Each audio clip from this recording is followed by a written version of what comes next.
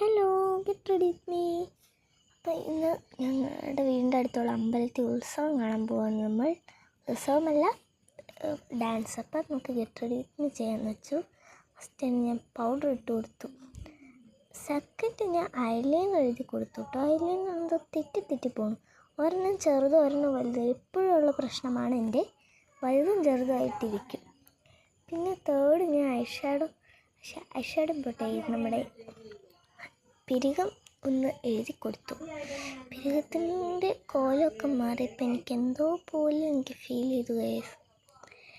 പിരികം അത്ര ശരിയായില്ല. ഞാൻ പിന്നെ അതിൻ്റെ മേലെ കൂടെ എഴുതി പിന്നെയും കൊളാക്കി. എന്നിട്ട് അതിൻ്റെ തുമ്പത്തുള്ള ബ്രഷ് വെച്ചൊന്ന് പിരികം ഒന്ന് ചെയ്തു കൊടുത്തു. എന്നിട്ട് എനിക്ക് തെറ്റിയെന്ന് തോന്നി ഞാൻ മാച്ചപ്പോൾ കയ്യിലുമായി. എനിക്ക് ചൂടെടുത്തിട്ട് വയ്യ.